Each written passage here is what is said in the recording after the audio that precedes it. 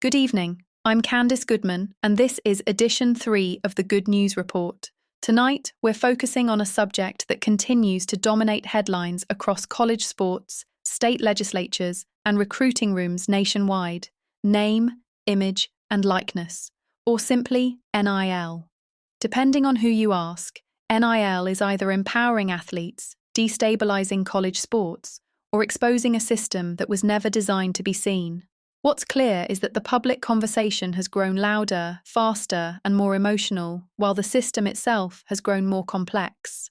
So tonight, we're slowing this down. This is not a debate, this is not a hot take, and this is not about whether NIL is good or bad.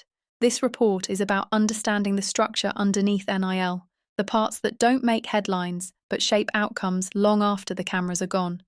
Because while NIL has changed who gets paid, it has also revealed deeper questions about enforcement, health, money, mental pressure, equity, and what happens to athletes after opportunity arrives. For most athletes, NIL education ends where the applause begins. That is where the real risk starts, because the NIL system does not end with deals, followers, or checks. It extends into authority gaps, compliance uncertainty, long-term health exposure, and decisions being made without full information. Let's begin with enforcement. In late 2025, the College Sports Commission was established to oversee NIL compliance and enforcement. On paper, that sounds like clarity. In practice, it has created a power vacuum. As of January 2026, many universities have not formally delegated legal authority to the Commission. Athletes are being warned about automatic ineligibility for improperly structured deals, yet it remains unclear whether the Commission can impose penalties without university consent. At the same time, schools are in a holding pattern. Revenue-sharing formulas exist, but many programs are not explaining the math behind them. Athletes are being asked to commit during the 2026 recruiting cycle without understanding how future distributions are calculated. This is not transparency, it is silence during a critical decision window. Now let's talk about money, because the system has quietly shifted again. NIL income is taxable, often across multiple states, but in 2026, tax law itself has become a recruitment tool. Arkansas became the first state to exempt NIL earnings paid directly from universities from state income tax, a move projected to cost the state roughly $500,000 in revenue this year. Other states attempted similar legislation and failed. Some now offer deductions capped at $100,000. Others offer nothing at all. Athletes are being pitched gross numbers without being taught how to compare net outcomes across state lines. A deal that looks larger on paper may be worth significantly less once taxes are applied. Most athletes are not given the tools to run that comparison. There is also a growing focus on what happens to NIL income after it is earned. Federal proposals introduced in late 2025 aim to address the lack of long-term savings protections for short-term athletic earnings.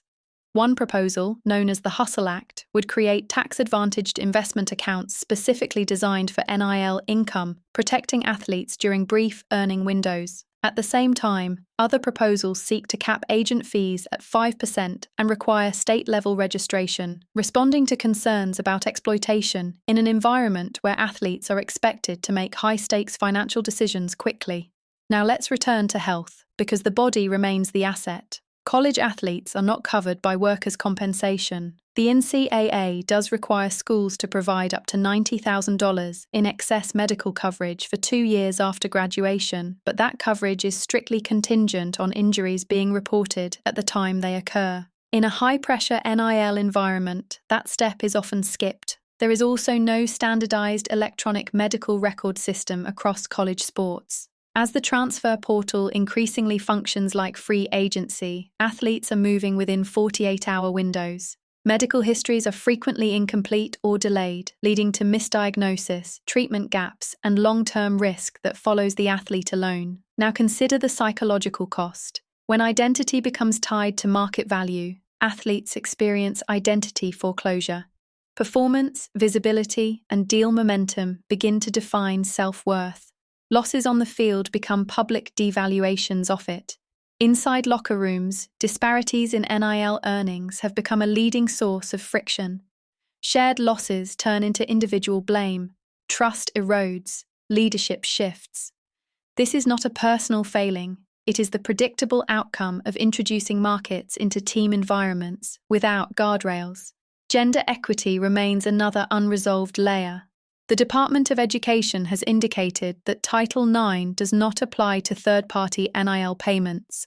While institutions are not legally required to equalize NIL outcomes, they are under increasing pressure to equalize access to education, legal resources, and branding support. Failure to do so introduces institutional risk and growing scrutiny. Finally, the system is moving earlier. In January 2026, states including Michigan approved NIL for high school athletes under new regulations. These athletes are now required to disclose deals within 7 days before signing.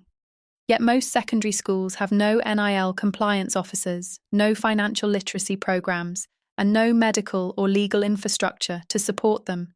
The system is accelerating downward without expanding education upward. This is the truth beneath the headlines. NIL did not fail athletes. The system failed to prepare them.